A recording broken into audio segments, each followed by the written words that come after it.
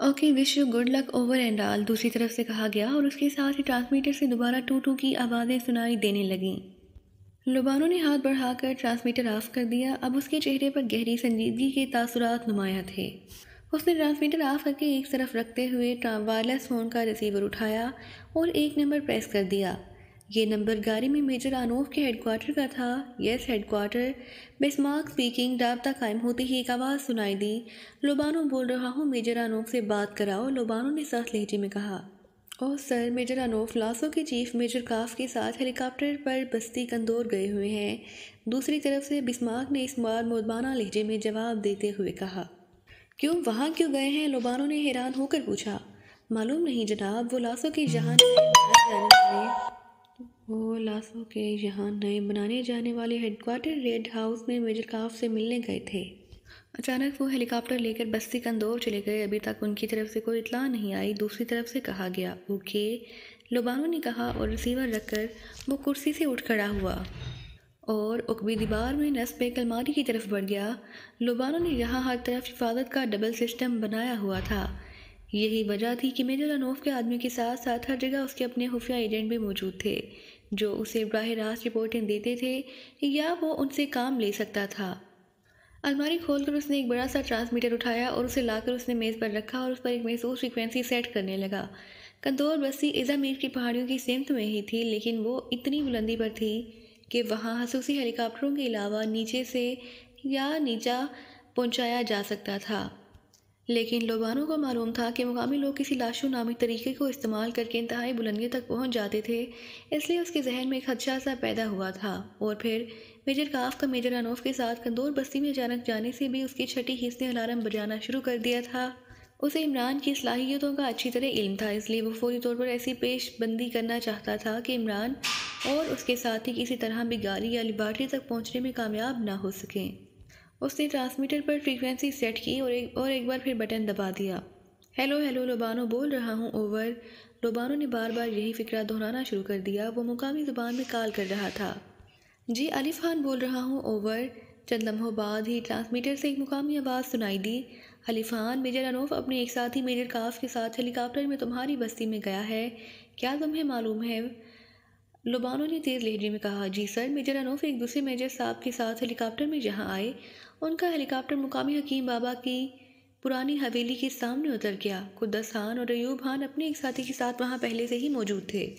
उनके पास मशीन गन्नें थी और फिर वो सब हकीम बाबा के घर में गए हैं। इससे पहले कुद्दस खान को मेजर अनोफ ने कहा था कि कुछ अजनबी दुश्मन इज़ामीर की पहाड़ियों से कंदौर आने वाले खुफिया रास्ते से कंदौर पहुँचने वाले हैं या पहुँच चुके हैं।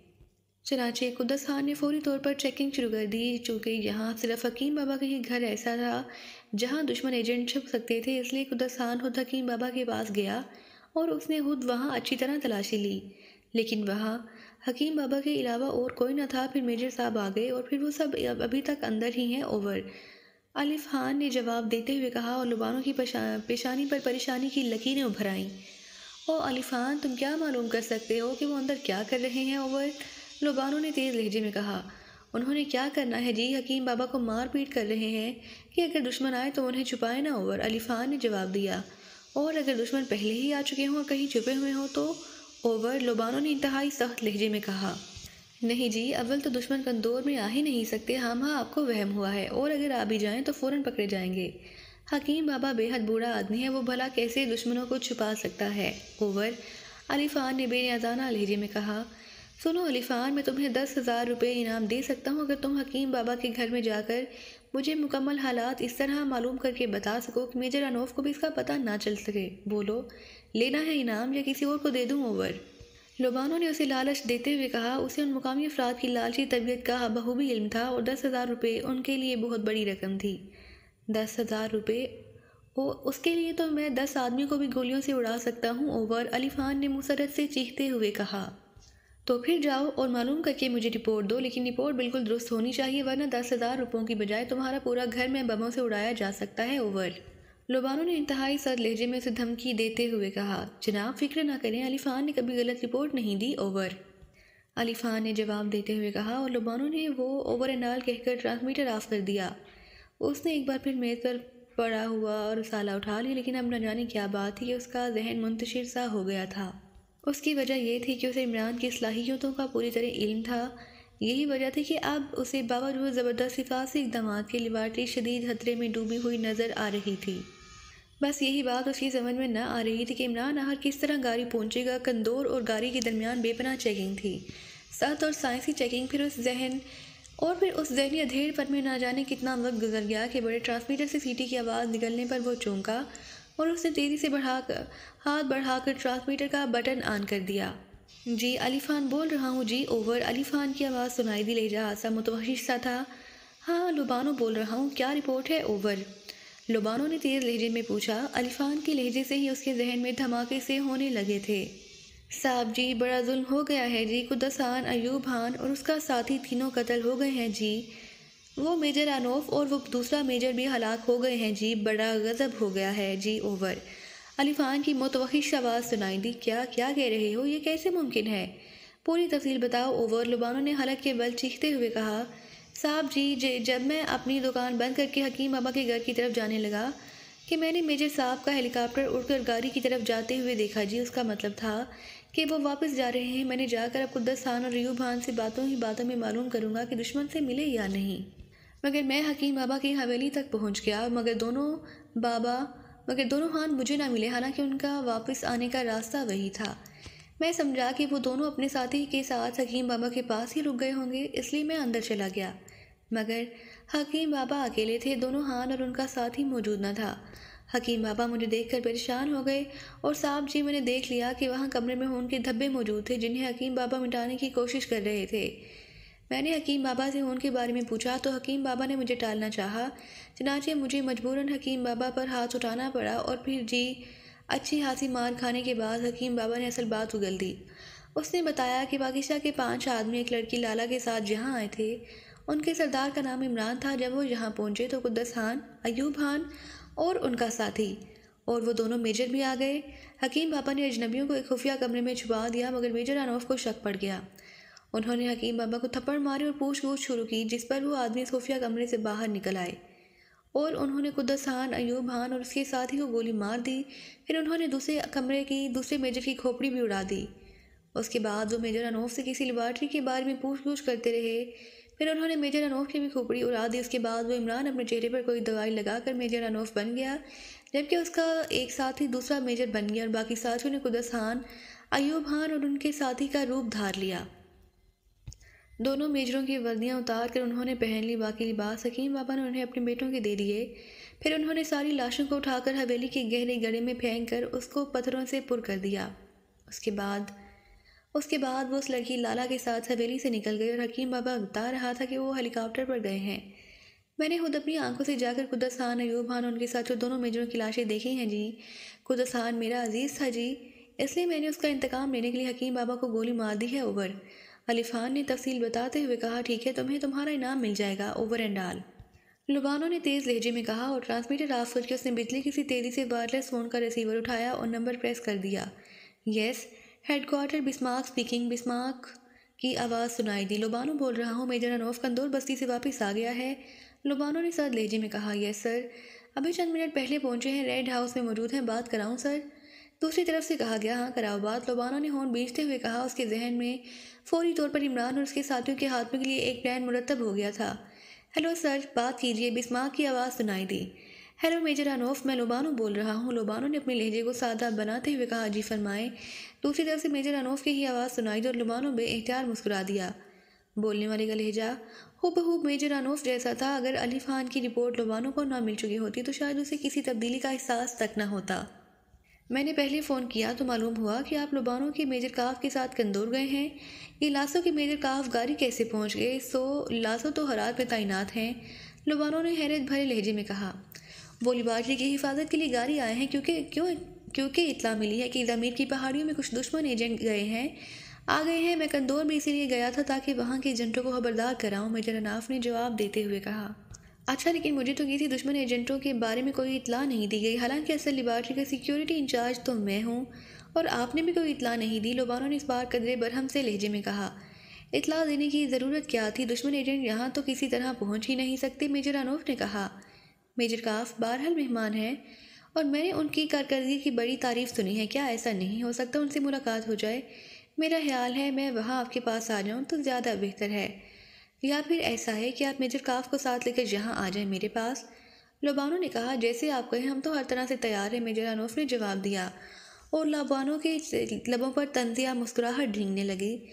मेरे ख्याल में आप ही यहाँ आ जाएं। इन हालात में तो लेबॉर्ट्री को छोड़ना अच्छा ना होगा, लेकिन आप मेरी तबीयत तो जानते हैं, दावत गाने बजाने की महफिल के बगैर तो किसी तरह मुकम्मल ही नहीं हो सकती। आप गाड़ी की शेरी और उसके ग्रुप को साथ ले आए। शेरी बड़ी तरहदार औरत है, खूब लुत्फ रहेगा। मुझे यकीन है कि मेजर काफ भी उसे पसंद करेंगे। शराब मेरे पास बहुत है, लोबानो ने कहा। मगर शेरी और उसका ग्रुप तो किसी बस्ती में गया हुआ है, कोई शादी अटेंड करने एक और ग्रुप में। अगर आप कहें तो उसे लेता हूँ, आपको यकीनन पसंद आएगा। दूसरी तरफ से मेजर अनूप ने कहा, चलो उसे लेते ही आओ, औरत ज़ोरदार होनी चाहिए। मेरी पसंद का तो तुम्हें बखूबी इल्म है, लोबानो ने कहा। बिल्कुल पसंद आएगी आपको, और मेजर काफ को भी पसंद आएगी, मेजर अनूप ने जवाब देते हुए कहा। ओके फिर आ जाओ, मैं इंतज़ार कर रहा हूँ, लोबानो ने कहा और रिसीवर रख दिया। उसके चेहरे पर शैतानी मुस्कुराहट तारी थी। उसने मेज के किनारे पर लगा हुआ एक बटन प्रेस कर दिया। दूसरे लम्हे दरवाज़ा खुला और एक रुस्याही नौजवान अंदर दाखिल हुआ। सियाफ को भेजो मेरे पास फ़ौरन, लोबानो ने तेज़ लहजे में कहा और नौजवान सर हिलाता हुआ वापस मुड़ गया। मैं यहाँ तुम्हें मौत का रक्स दिखाऊंगा इमरान, हकीकी मौत का रक्स, लोबानो ने बड़बड़ाते हुए कहा। फिर चंद लम्हों बाद एक और रुस्याही अंदर दाखिल हुआ। आपने मुझे याद किया है बॉस, आने वाले ने सलाम करते हुए कहा। बैठो सियाफ, और मेरी बात गौर से सुनो। पाकिस्तान सीक्रेट सर्विस का इंतहाई खतरनाक ग्रुप यहाँ आ रहा है और हमने उनकी मौत को हर सूरत में यकीनी बनाना है, लोबानो ने कहा। पाकिस्तान सीक्रेट सर्विस का ग्रुप और यहाँ लेबॉर्ट्री में, क्या मतलब बॉस? सियाफ ने बुरी तरह चौंकते हुए कहा। उसके चेहरे पर शदीद हैरत थी और लोबानो ने उसे मुख्तसर तौर पर सारी तफसील बता दी। बॉस, ऐसे लोगों को तो आपको यहाँ ना बुलाना चाहिए था, कहीं लेबॉर्ट्री ही खतरे में ना पड़ जाए। उनसे तो गाड़ी में निमट लेना चाहिए था, सियाफ ने होंठ चबाते हुए कहा। मेरे सामने आइंदा बुज़दिलों जैसी बात ना करना सियाफ। तुम मेरे नायब हो और मेरे नायब को मेरी तरह ही दिलेर और बहादुर होना चाहिए। ये लोग मेजर अनूफ और मेजर काफ के मेकअप में हैं, इसलिए जब तक मैं वहाँ मौजूद हूँ उनके मातहतों को यकीन दिला था कि ये असल नहीं है। उन लोगों ने बहरहाल मुज़ाहमत करनी थी। इस तरह ये लोग शुक्रने भी हो जाते और कोई भी कार्रवाई कर सकते थे, लेकिन अब वो यही समझ कर यहाँ आ रहे हैं कि मुझे उनकी असल हकीकत का इल्म नहीं है। अली खान ने मुझे रिपोर्ट देते हुए बता दिया कि इमरान के 3 साथी मेकअप में मौजूद हैं और उनके साथ एक मुकामी लड़की लाला भी है। इसलिए मैंने शेरी और उसके ग्रुप की बात भी कर दी ताकि वो उन्हें वहाँ छोड़कर ना आ जाए। अगर वो लोग वहाँ रह जाते और हम उन्हें जहाँ हलाक कर देते तो वो लोग हमारे लिए मुसीबत का बायस बन जाते। और तुम्हें मालूम है कि शेरी और उसके ग्रुप को मेजर अनूफ मेरी फरमाइश पर जहाँ भेजता भी रहा है, इसलिए अगर वो अपने किसी असिस्टेंट से इस बारे में तस्दीक भी करेगा तो उसे यही बताया जाएगा कि शेरी और उसका ग्रुप यहाँ आता जाता रहता है। चनाचे वो मुकम्मल तौर पर मुतमईन हो जाएगा और फिर यहाँ आने के लिए वो फौरी तौर पर इसलिए भी तैयार हो गया कि उसका असल टारगेट भी लेबॉर्ट्री है। लेकिन तुम जानते हो कि लेबॉर्ट्री मुकम्मल तौर पर सील्ड है, इसलिए तो मैं भी दाखिल नहीं हो सकता। चनाचे उनके यहाँ आ जाने के बावजूद लेबॉर्ट्री को इशारिया 1% भी खतरा पैदा नहीं हो सकता। अलबत्ता जहाँ हम इंतहाई आसानी से उनकी मौत को यकीनी बना सकते हैं। ये लोग ज़हनी तौर पर इंतहाई होशियार और अयार वाक़या हुए हैं, लेकिन यहाँ सूरत हाल हमारी फेवर में जाती है कि वो लोग इसी इत्मीनान के साथ आएंगे कि हमें उनकी असलियत का इल्म नहीं है। चनाचे वो ज़हनी तौर पर मुतमईन होंगे और ऐसा इत्मीनान ही उनकी मौत का असल सबब बन जाएगा, लोबानो ने पूरी तकरीर करते हुए कहा। और सियाफ के चेहरे पर शर्मिंदगी के आसार फैल गए। आई एम सॉरी बॉस, वाकई आप जिस कदर गहराई में सोचते हैं वहाँ तक किसी का जहन भी नहीं जा सकता। बहरहाल अब क्या करना होगा, हमें हुक्म फरमाएं, सियाफ ने मुदबाना लहजे में कहा। मैं उन लोगों का इस्तकबाल करूँगा और फिर उन्हें साथ लेकर ज़ीरो रूम में आ जाऊँगा। तुम ज़ीरो रूम की मशीनरी को पूरी तरह ऑन रखना, फिर जैसे ही मैं सर पर हाथ रखूँ तुमने उन सब पर रेड रेस फायर कर देना है। रेड रेस से ये बेबस हो जाएंगे, उसके बाद उन्हें ब्लैक रूम में पहुँचा दिया जाएगा और फिर वहाँ उनके हलक से निकलने वाली चीखों की मौसीकी और मौत का रक्स इत्मीनान से देखूंगा। लेकिन ये सुन लो कि अगर तुमसे मामूली सी कोताही भी हुई तो फिर इसका नतीजा खतरनाक भी निकल सकता है, लोबानो ने तेज़ लहजे में कहा। आप कतई बेफिक्र रहें बॉस, कोई कोताही ना होगी, सियाफ ने जवाब दिया। ओके जाओ, फिर जैसे ही उनका हेलीकॉप्टर आता दिखाई दे मुझे फ़ोन कर देना, लोबानो ने मुतमईन लहजे में कहा। और सियाफ सर हिलाता हुआ उठा और तेज़ी से मुड़कर नीचे कमरे से बाहर निकल गया। फ़ोन टेबल पर रखते ही इमरान ने इत्मीनान भरा सांस लिया। वो सब इस वक्त रेड हाउस के एक बड़े कमरे में मौजूद थे कंदौर बस्ती से वो मेजर अनोफ के हेलीकॉप्टर में सवार होकर सीधे यहाँ पहुंचे थे।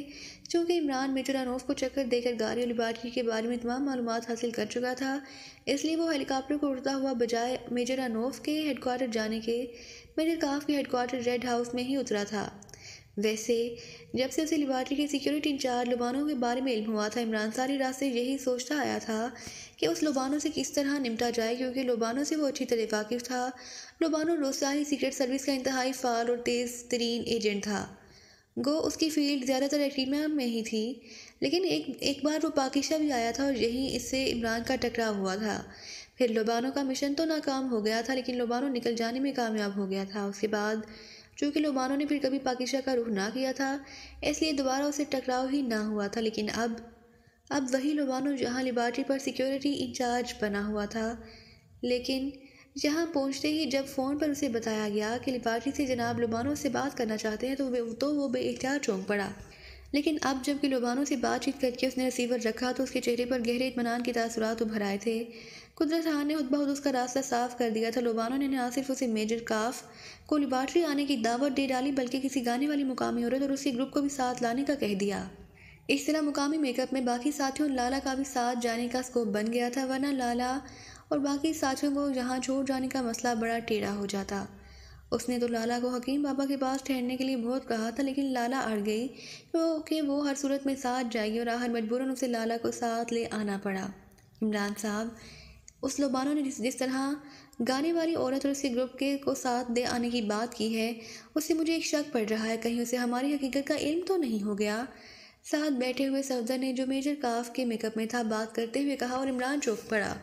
शक? क्यों, किस बात पर शक पड़ा तुम्हें? इमरान ने होंठ भींचते हुए कहा। कोई वाज़ेह बात तो नहीं है, वैसे ही समझ लें, सफदर ने मुस्कुराते हुए जवाब दिया। तो इमरान ने सर हिलाते हुए सामने पड़े हुए फायरलेस फ़ोन का रिसीवर उठा लिया। Yes sir. रिसीवर उठाते ही एक मोदबाना आवाज़ सुनाई दी। हेडक्वार्टर बात कराओ, इमरान ने मेजर अनोफ के लहजे में कहा। यस सर, होल्ड कीजिए, दूसरी तरफ से कहा गया। चंद लम्हा बाद रिसीवर पर वही आवाज़ उभरी जिसने पहले लुबानो की कॉल की इतला दी थी। यस बॉस, बिस्मार्क बोल रहा हूँ। हेडक्वार्टर से बोलने वाले का लहजा बेहद मोदबाना था।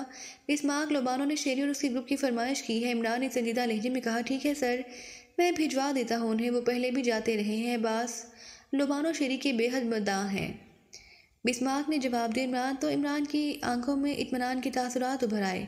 नहीं, रहने दो, मैं मेजर काफ के साथ वहाँ जा रहा हूँ, मैंने उनसे खसूसी बातचीत करनी है। अगर ज़रूरी पड़ी तो मैं वहाँ से कॉल करके उन्हें मंगवा लूँगा। वैसे मुझे यकीन है कि उन अहम बातों की वजह से उनकी ज़रूरत लुबानो भी महसूस ना करेगा। इमरान ने कहा। ठीक है सर, दूसरी तरफ से बिस्मार्क ने कहा और इमरान ने ओके कहकर रिसीवर रख दिया।